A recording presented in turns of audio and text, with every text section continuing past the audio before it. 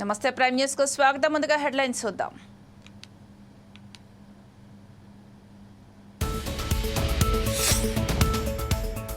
పోలవరంలో మరో diaphragm wall ఆమోదం తెలిపిన ఏపీ కేబినెట్.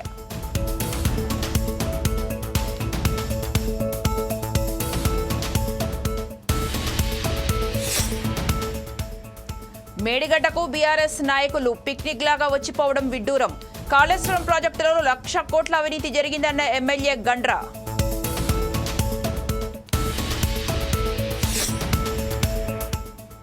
బాచుపల్లిలో ఫోర్జరీ డాక్యుమెంట్స్, నిందితులను అరెస్టు చేసిన పోలీసులు.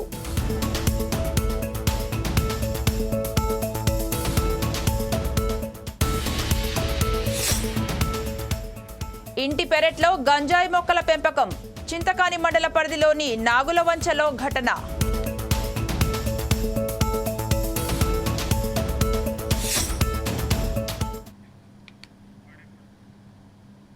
దేశానికి సేవ చేయాలన్న సంకల్పంతో ఆర్మీలో చేరి ఓ జవాన్ అనారోగ్యంతో ప్రాణాలు విడిచిన ఘటన అస్సాం రాష్ట్రంలో చోటు చేసుకుంది. నల్గొండ జిల్లా అనుముల మండలంలోని మాదారిగూడెం గ్రామానికి చెందిన మహేష్ ఇటీవల కేంద్ర ప్రభుత్వం ప్రవేశపెట్టిన అగ్నిపథ్ పథకంలో భాగంగా 2022లో సూర్యాపేటలో జరిగిన సెలక్షన్స్లో ఎంపికయ్యారు. గత 2 ఏళ్లుగా అస్సాంలోని డబీర్ఘట్ ప్రాంతాల్లో సైనిక భద్రతా దళాల్లో విధులు నిర్వహిస్తున్నాడు. ఈ నెల 9న మహేష్కు తీవ్రమైన జ్వరంతో ఛాతీలో నొప్పి వచ్చి తీవ్ర అస్వస్థతకు గురయ్యారు. దీంతో అధికారులు స్థానికంగా ఉన్న సైనిక ఆసుపత్రికి తరలించగా అక్కడ వారం రోజుల పాటు చికిత్స అందజేశారు. పరిస్థితి విషమించడంతో ఓ ప్రైవేట్ ఆసుపత్రికి తరలించారు. మహేష్ ఛాతీలో నొప్పి అధికంగా ఉందని చెప్పడంతో వైద్యులు తీవ్రంగా శ్రమించినప్పటికీ ఫలితం లేకపోయింది. గురువారం రాత్రి మహేష్ చికిత్స పొందుతూ మృతి చెందారు. మహేష్ మృతదేహాన్ని సైనిక లాంఛనాల ప్రకారం ప్రత్యేక హెలికాప్టర్లో ఇవాళ సికింద్రాబాద్కు తీసుకురానున్నట్లు తెలుస్తోంది.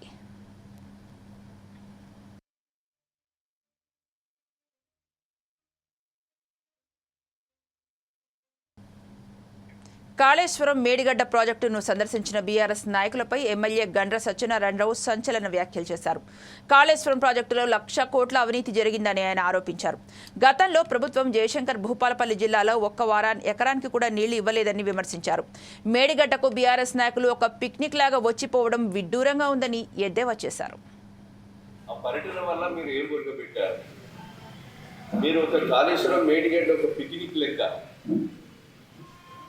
రావడం ప్రజలు గమనిస్తున్నారు. వీళ్ళకి ఏమైనా లేచిందా అని అనుకుంటున్నారు. ప్రజలు మిమ్మల్ని ఎందుకు వస్తున్నారు? మీ యొక్క హైకోర్టులో ఈ నరసింహారెడ్డి కమిటీ అద్దు, ఆ కమిటీ అద్దు అని కోర్టులు వేసుకోవడం ఎందుకు? ఏ కమిటీ అయి వేస్తేంది? మీ చిత్తశుద్ధిని నిరూపించుకోండి. ఈరోజు వచ్చింది సాయంత్రం రామగుండంలో రాత్రి పడుకొని ఈరోజు కాళేశ్వరం పిక్నిక్ కొరకు వచ్చినట్టుంది. అందుకే వీళ్ళ మాటలు దయ్యాలు వేదాలుగా ఉంది. ప్రజలు గమనించారు. నువ్వు దళితుల్ని ముఖ్యమంత్రి చేస్తాన్న కాడ నుంచి ప్రతి మాట కూడా నీళ్ళ మూటలుగానే అయిపోయింది. వాళ్ళ యొక్క ప్రయాణము, వాళ్ళ యొక్క ఈరోజు మేడిగడ్డ సందర్శన, వాళ్ళ యొక్క పిక్నిక్ అని ప్రజలు ఎందుకు చూస్తున్నారు? ఈరోజు అధికార పార్టీ ఒక విచారణ జరుగుతుంటే ఆ విచారణ వ్యక్తుల మీద ఆయనద్దు ఈయనద్దు ఎందుకు నువ్వు మనుషులను శంకించవలసిన అవసరం ఏంటి? మీకు చిత్తశుద్ధి ఉంటే దాని మీద మీ అవినీతి బయటపడుతుందని, మీ అవినీతిని కప్పిపుచ్చుకోవడానికి బిడ్డ జైలు ఉన్నది, మేమేడ జైల్లో పోతామో అని చెప్పి ఈరోజు దొంగని భుజాలు తరుచుకున్నట్టుగా ముందే మాట్లాడి ఈరోజు వర్షాకాలం ఏడగనబడ్డా పొలాల దట్టాలలో కూడా నీళ్లు ఉంటాయి, ఎక్కడ పడతాడ బొందలలో నీళ్లు ఉంటాయి. కనుక ఈరోజు వర్షం పడుతుంటే గత 6 రోజుల నుంచి ఒక పిక్నిక్ లెక్క వచ్చి సందర్శించి ప్రజలను మభ్యపెట్టడం, దానికే ఇది యొక్క సందర్శన. ప్రజలు కాళేశ్వరం ప్రాజెక్టు పర్యటనలో భాగంగా బీఆర్ఎస్ నాయకుల బృందం మేడిగడ్డ బ్యారేజీకి చేరుకుంది. బ్యారేజీపై నుండి వరద ప్రవాహాన్ని వర్కింగ్ ప్రెసిడెంట్ కేటీఆర్, ఎమ్మెల్యేలు, ఎమ్మెల్సీల బృందం పరిశీలించారు. ఇంత అద్భుతమైన పంచభక్ష పరమాన్నం లాంటి ప్రాజెక్టులు నిర్మించి ఇస్తే దానిని వాడుకునే తెలివి ఈ కాంగ్రెస్ ప్రభుత్వానికి లేదని కేటీఆర్ విమర్శించారు. గోదావరిలో నీరు వృధాగా పోతున్న నీటిని ఎత్తిపోయకంగా ఉద్దేశపూర్వకంగా నిర్లక్ష్యంగా వ్యవహరిస్తున్నారని ఆరోపించారు. ఈ ప్రభుత్వాన్ని అసెంబ్లీ సాక్షిగా ఎండగడతామని తెలిపారు. సముద్ర మట్టానికి ఇక్కడ ఉన్నది. అదే హైదరాబాద్ తీసుకుంటే 535 మీటర్ల మీద ఉంటుంది. కరీంనగర్ ఏదైతే ఎల్ఎండి చెప్తున్నారో గౌరవనీయులు కమలాకర్ గారు, అక్కడ దాదాపు 300 పైచిలకు మీటర్ల మీద 350 మీటర్ల దాకా అక్కడ ఇక్కడ నుంచి అక్కడికి నీళ్లు తీసుకొని పోవాలంటే నీళ్లు ఎత్తిపోసుకుంటూ ఒక్కొక్క దశలో ఒక్కొక్క కొన్ని నీళ్లు తీసుకొని పోతూ అల్టిమేట్ గా పైదాకా 618 మీటర్లు ఏదైతే కొండపోచమ్మ సాగర్ ఉందో అక్కడ దాకా నీళ్ళని తీసుకొని పోవచ్చు. మార్గ మధ్యంలో ఉండే ఊర్లు కానీ పట్టణాలు కానీ మంచినీళ్ళు దాపించవచ్చు. అదేవిధంగా లక్షలాది ఎకరాలకు సాగునీరు అందించవచ్చు. మధ్యలో ఎవరైనా పరిశ్రమలు పెట్టాలనుకుంటే ఆ పరిశ్రమలకు కూడా నీరు అందించవచ్చు. అదేవిధంగా మత్స్య సంపద ప్రోత్సహించవచ్చు. ఇట్లా బహుళార్థకమైన మల్టీపర్పస్ ప్రాజెక్టు, కామధేనువు లాంటి ప్రాజెక్టు తెలంగాణకు, కల్పతరువు లాంటి ప్రాజెక్టు ఇవాళ నిన్న ఈ 2 రోజులు కూడా టీఆర్ఎస్ శాసనసభ్యులు, శాసన మండలి సభ్యులు, సీనియర్ నాయకుల బృందం పెద్దలు కేసీఆర్ గారి ఆదేశం మేరకు శాసనసభ నిన్న బడ్జెట్ పెట్టంగానే మేము బయలుదేరి ఎగువ గోదావరి నుంచి మొదలుపెట్టి ఈరోజు దిగువన ఉండే ప్రాణహిత దాకా మేము మా పర్యటన నిన్నటి నుంచి ఈరోజు దాకా కొనసాగించాం. స్పష్టంగా మాకు కనబడ్డది ఏమంటే ఎగువన మహారాష్ట్ర నుంచి శ్రీరామ్ సాగర్ మీద నుంచి కిందికి వచ్చే గోదావరి ఏదైతే ఉందో అక్కడ ఇవాళ నీళ్లు లేవు. లోవర్ మానేరు డ్యామ్ లో కేవలం డెడ్ స్టోరేజ్ 3 టీఎంసీలు అయితే దానికంటే 2 టీఎంసీలు మాత్రమే ఎక్కువ. 26 టీఎంసీలు ఉండే ఎల్ఎండిలో ఇవాళ 5 టీఎంసీలు మాత్రమే ఉన్నాయి. దానిపైన ఉండే మిడ్ మానేరులో అది కూడా 28 టీఎంసీల కెపాసిటీ ఉన్న రిజర్వాయర్, అక్కడ కూడా కేవలం 5 టీఎంసీలు ఉన్నాయి. దానిపైన ఉండే శ్రీరామ్ సాగర్ ప్రాజెక్ట్, పోచంపాడు ప్రాజెక్ట్ ఏదైతే దాని సామర్థ్యం మొత్తం 90 టీఎంసీలు అయితే ఈ రోజుకి ఈ నిమిషానికి అక్కడ ఇన్ఫ్లో ఉన్నప్పటికీ కేవలం 25 టీఎంసీల కంటే తక్కువనే నీళ్ళు అక్కడ ఉన్నాయి.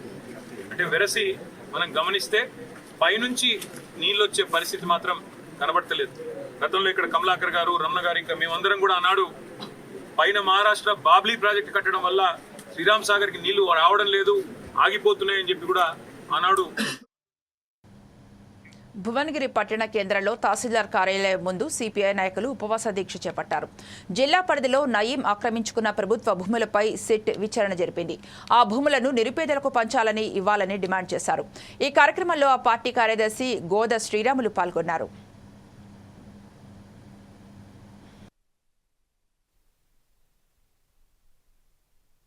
ఉన్నటువంటి మిగులు భూముల విషయంలో భారత కమ్యూనిస్ట్ పార్టీ ఈరోజు తహసీల్దార్ కార్యాలయం దగ్గర నిరసన కార్యక్రమాన్ని నిర్వహించాలని నిర్ణయం చేశాం. ప్రధానమైనది ఏంటంటే కామ్రేడ్ ఏషాల అశోక్ గారు, యాదాద్రి జిల్లా కమ్యూనిస్ట్ పార్టీ కార్యవర్గ సభ్యులు, వారు ఒక రోజు ఉపవాసం అంటే ఉదయం 10 నుంచి 5 గంటల వరకు తన ఉపవాస దీక్ష నిర్వహించాలని కమ్యూనిస్ట్ పార్టీ నిర్ణయం చేసింది. సందర్భం ఏంటంటే చాలా ఒక 6 మాసాలుగా మన భువనగిరి మండలంలో ఉండబడినటువంటి పట్టణంలో ఉండబడినటువంటి ప్రభుత్వ భూములు ఉన్నాయి. ఈ ప్రభుత్వ భూములు పేదలకు ఇంటి నివేశ స్థలాలను ఇల్లు ఇవ్వాలని కమ్యూనిస్ట్ పార్టీ ఒక 6 మాసాలుగా పెద్ద ఎత్తున ఆందోళన జరుగుతూ ఉంది. భువనగిరి పట్టణంలో 2000 మంది అర్హులు ఉన్నారు అని ప్రభుత్వం నిర్ణయం చేసి లిస్టులు తయారు చేసినారు. వాళ్ళ అర్హుల జాబితా ఏదైతే ఉందో వాళ్ళకి సంబంధించినటువంటి అర్హుల జాబితా అందరికి కూడా ఇల్లు ఇవ్వాలి, ఇళ్ల స్థలాలు ఇవ్వాలి, నివేశ స్థలాలు ఇవ్వాలని కమ్యూనిస్ట్ పార్టీ దాన్ని డిమాండ్ చేస్తున్నది. భువనగిరి పట్టణంలో 2000 మంది ఉండడం అంటే ఆశ్చర్యకరమైన విషయం. వాళ్ళు కిరాయి ఇళ్లలో ఉంటున్నారు, కిరాయిలు కడుతున్నారు, కరెంటు బిల్లు కడుతున్నారు, ఇంటి బిల్లు కడుతున్నారు, నీళ్ల బిల్లు కడుతున్నారు. ఆ బిల్లులు కట్టడానికే వాళ్ళ సంపాదన అంతా వాళ్ళకే పోతున్నారు, ఆ ఇంటి యజమానికి పోతున్నారు. వీళ్ళకేం మిగిలటం లేదు. అంటే బతకడమే చాలా కష్టంగా ఉన్నది ఇక్కడ ఉన్నటువంటి స్థానికులకు. ఆ రకంగా చూసినప్పుడు ఏదైతుందో ఆ 2000 మందికి ఇవ్వడానికి హుస్సేనాబాద్ పోయేటువంటి దారులు అనేది ప్రభుత్వ భూమి ఉన్నది. ఈ ప్రభుత్వ భూమి వాళ్ళందరికీ కూడా 150 గజాల చొప్పున ఇవ్వాలని డిమాండ్ చేస్తా ఉంది. ఈ డిమాండ్ న్యాయమైన డిమాండ్. పోయినసారి ఏదైతుందో శేఖర్ రెడ్డి గారు ఎమ్మెల్యే గారి దృష్టికి తీసుకొచ్చినాం, ఆనాడు టీఆర్ఎస్ ప్రభుత్వానికి దృష్టికి తీసుకొచ్చినాం. ఇప్పుడు కొత్తగా రేవంత్ రెడ్డి గారు అందరికి ఇల్లు ఇస్తానంటుండు, అందరికి స్థలాలు ఇస్తా అంటున్నాడు. ఆయన మేనిఫెస్టోలో లేని వాళ్ళందరూ కూడా ఇవ్వాలని నిర్ణయం తీసుకున్నాడు. కాబట్టి తప్పకుండా ఇవ్వాలని వారు డిమాండ్ చేస్తా ఉన్నారు. అలాగే బొమ్మాయిపల్లిలో కూడా సఖీ వన్ స్టాప్ కేంద్రాల సేవలపై విస్తృతంగా మహిళలకు అవగాహన కల్పించాలని జిల్లా కలెక్టర్ ప్రావీణ్య అన్నారు. ఎక్సైజ్ కాలనీలోని హనుమకొండ జిల్లా సఖీ కేంద్రాన్ని జిల్లా కలెక్టర్ సందర్శించారు. తాత్కాలిక వసతి పొందిన వారికి కిట్లను కూడా ఇవ్వడం జరుగుతుందని, పబ్లిక్ ప్రదేశాల్లో సఖీ కేంద్రాల ద్వారా అందిస్తున్న సేవలు వివరిస్తూ గోడపత్రికలు అంటించాలని సూచించారు.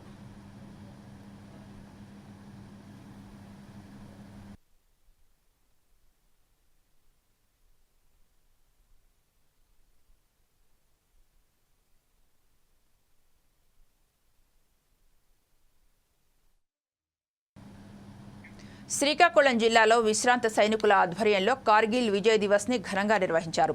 కార్గిల్ యుద్ధంలో వీరోచితంగా పోరాడి అంగవైకల్యం పొందిన సైనికులకు, యుద్ధంలో పాల్గొన్న సైనికులను జిల్లా కలెక్టర్ స్వప్నిల్ దినకర్ సన్మానించారు. సైనికులకు, వారి కుటుంబాలను ప్రభుత్వం ఆదుకుంటుందని జిల్లా కలెక్టర్ పేర్కొన్నారు. మన అందరికీ తెలుసు, శ్రీకాకుళం ఈ జిల్లా నుంచి చాలామంది మన ఫోర్సెస్కి వెళ్ళడం జరుగుతుంది. సో మన ఆనాటి 1999లో ఇక్కడి నుంచి ఈరోజు మనం చూసినట్టే ఇద్దరు వార్ డిసేబుల్ పర్సన్స్కి, మనం సోల్జర్స్కి మనం ఈరోజు సన్మానం చేశాం. వాళ్ళకి కొంత డైరెక్టరేట్ నుంచి క్యాష్ కూడా మనం ఇవ్వడం జరిగింది. ఇది కాకుండా 25 మంది వార్ పార్టిసిపెంట్స్ కూడా ఇక్కడికి రావడం జరిగింది. కొంతమంది వార్ విడోస్ కూడా ఇక్కడికి ఉన్నారు. సో ఒక రకంగా చెప్పాలి అంటే ఆ రోజు మనకి వచ్చిన భావన కానీ, ఆ గర్వం కానీ ఈరోజు కూడా నేను ఫీల్ చేయగలిగాను ఇక్కడ. ఎందుకనే Kargil war was not easy victory. మనకి ఈ పాకిస్తాన్ నుంచి ఆ కార్గిల్ పాయింట్ మనం మళ్ళీ ఇండియాకి రావడం, దీంట్లో శ్రీకాకుళం నుంచి చాలామంది ఉండడం చాలా గర్వకారణం. సో కాబట్టి ఈరోజు ఈ డిస్ట్రిక్ట్ సైనిక్ వెల్ఫేర్ ఆఫీస్లో మనం ఈ కార్గిల్ విజయ్ దివస్ మనం సెలబ్రేట్ చేసాము. ఇది కాకుండా కొన్ని ఇష్యూస్ కూడా ఈ వార్ వెటరన్స్కి, అలాగే కొన్ని ఇష్యూస్ కూడా మా దృష్టికి తీసుకురావడం జరిగింది. ఖచ్చితంగా దీని మీద కూడా ఒక సపరేట్ మీటింగ్ పెట్టుకుని డిస్ట్రిక్ట్ సైనిక్ వెల్ఫేర్ ఆఫీసర్ ద్వారా అది కూడా మనం సాల్వ్ చేస్తాము.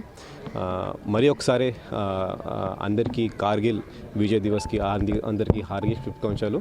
చాలా గర్వంగా ఇంటి పెరట్లో గంజాయి మొక్కలు పెంపకం చేస్తూ పోలీసులకు పట్టుబడ్డ ఘటన చింతకాని మండల పరిధిలోని నాగులవంచలో జరిగింది. పోలీసుల సమాచారం ప్రకారం గ్రామానికి చెందిన కందిమల వెంకటేశ్వర్లు, ఆయన కుమారుడు శ్రీహరి గంజాయి మొక్కలను పెంచుతూ యువకులకు సరఫరా చేస్తున్నారు. దీంతో సమాచారం అందుకున్న పోలీసులు గంజాయి మొక్కలను స్వాధీనం చేసుకున్నారు. నిందితులపై పోలీసులు కేసు నమోదు చేసి దర్యాప్తు చేస్తున్నారు.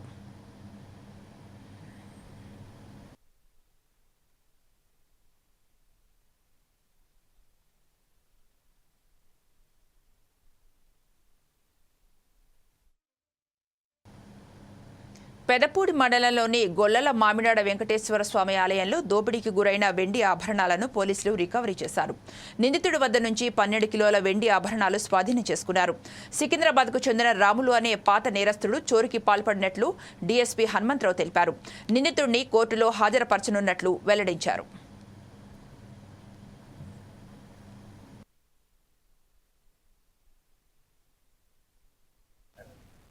అందరికీ నమస్కారం. ఈ నెల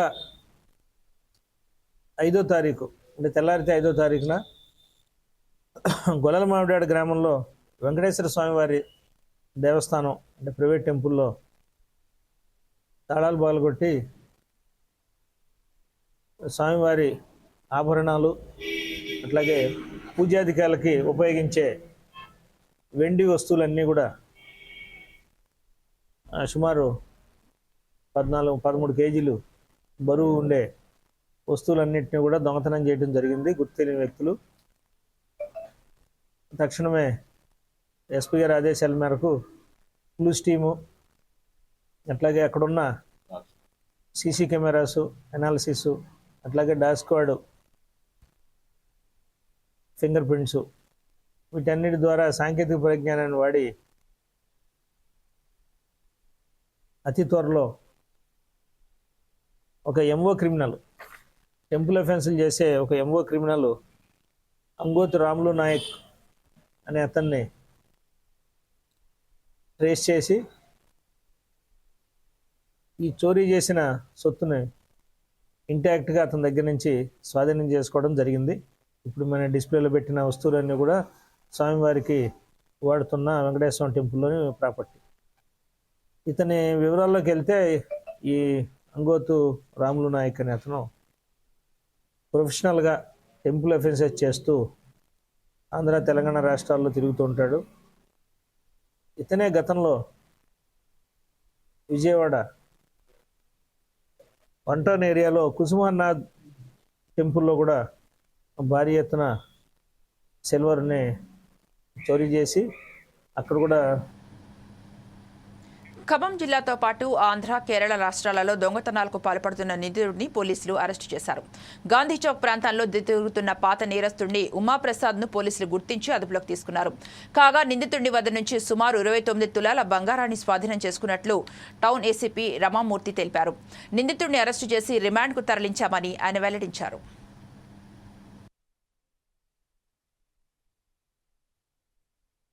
3 టౌన్ సిబ్బంది ఇద్దరు కలిసి ఇన్ఫర్మేషన్ మీద సంపటి ఉమాప్రసాద్ అని చెప్పే పాత నేరస్తుని పట్టుకున్నారు. అతన్ని ఇంట్రాగేషన్ చేయంగా అతను ఖమ్మంలో దాదాపు ఇప్పుడు ఖమ్మము వైరా మొత్తం 8 అఫెన్స్లు ఒప్పుకున్నాడు. అతని దగ్గరికి వెళ్ళి దాదాపు 29 తులాలు అంటే 290 గ్రాముల బంగారము రికవరీ చేయటమైంది. ప్లస్ ఇతను కొన్ని ఇళ్లలో పైసలతోని 40,000, 70,000 అట్లా పైసలు కూడా తీసుకున్నాడు. దాంతోనే హైదరాబాద్లో ఒక స్కూటీ కొన్నాడు. 1,20,000 పెట్టి స్కూటీ కొన్నాడు. అది హైదరాబాద్లో ఉంది. ఇతన్ని మళ్ళీ పోలీస్ కస్టడీ తీసుకుని ఆ స్కూటీ కూడా రికవర్ చేస్తాము. ఇప్పుడు ఈ బంగారం 29 తులాల బంగారము ఇప్పుడు తోని ఇతన్ని వాళ్ళ ఉదయం పట్టుకున్నాము. సిసిఎస్ సిబ్బంది దీనిలో కృషి బాగుంది. సిసిఎస్ సిబ్బంది మరియు 3 టౌన్ సిబ్బంది ఇద్దరు సిబ్బంది వల్ల కృషి వల్ల పట్టుకున్నాము. దాదాపు 8 కేసులు దీనిలో కూడా డిటెక్ట్ అయినాయి. గతంలో కూడా ఇతని మీద చాలా కేసులు ఉన్నాయి. ఇక్కడ మనం కేసులు అయిపోయిన తర్వాత ఇక్కడ చేస్తున్నాడని చెప్పి అతను మళ్ళీ కేరళలో కూడా కేసులు చేసినాడు. తర్వాత సూర్యాపేట చేసినాడు, కోదాడ చేసినాడు, హైదరాబాద్లో కూడా చేసినాడు. ఇవన్నీ చాలా కేసులు ఉన్నాయి. మళ్ళీ దీనికే అలవాటు పడ్డాడు ఇతను. మళ్ళీ ఇవాళ ఇతన్ని ట్రాక్ చేసినందుకు సిసిఎస్ సిబ్బందికి మరియు 3 టౌన్ సిబ్బందికి అభినందన. బాచుపల్లిలో ఫోర్జరీ డాక్యుమెంట్స్ తయారు చేస్తున్న 2 వ్యక్తులను పోలీసులు అరెస్టు చేశారు. ప్రగతి నగర్లోని వాసవి లేఅవుట్లో ప్లాట్ నెంబర్ 135ను యజమాని జయశ్రీ సంతకం ఫోర్జరీ చేసి సాయికృష్ణ, కుమ్మరి కుమార్ అనే వ్యక్తులు రిజిస్ట్రేషన్ చేసుకున్నారు. దీంతో యజమాని పోలీసులకు ఫిర్యాదు చేయడంతో పోలీసులు రంగంలోకి దిగి నిందితులను అరెస్టు చేసి రిమాండ్కు తరలించారు.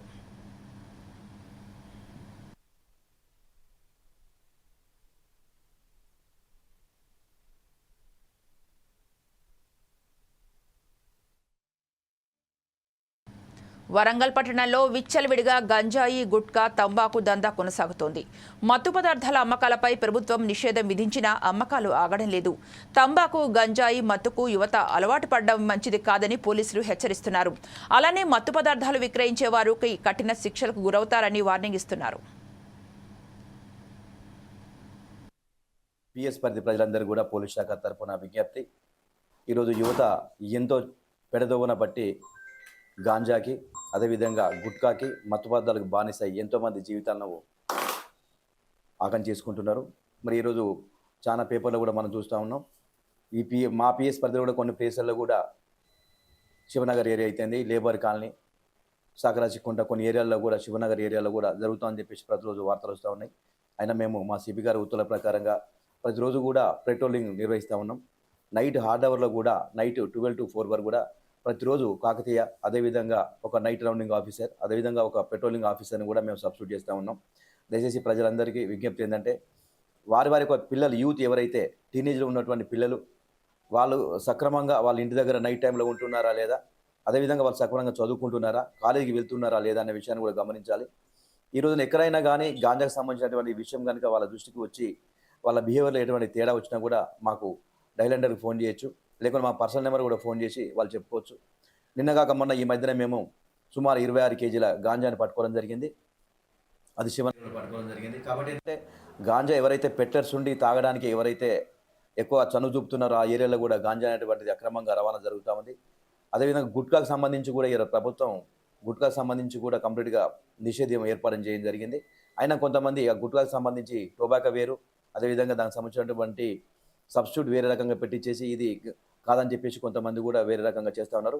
గుట్కాకు సంబంధించి కానీ గాంజాకి సంబంధించి కానీ ఎటువంటి ఇన్ఫర్మేషన్ ఉన్నా, అదేవిధంగా పీడిఎస్ రైస్కు ఉన్నటువంటి ఇన్ఫర్మేషన్ ఉన్నా కూడా మీరందరూ కూడా మాకు ఇన్ఫర్మేషన్ ఇచ్చినట్లయితే మీకు ఎటువంటి పరిస్థితుల్లో కూడా మీ యొక్క పేర్లు కానీ మీకు సంబంధించిన అడ్రస్ కానీ ఎటువంటి కూడా మేము ఎక్స్పోజ్ చేయము.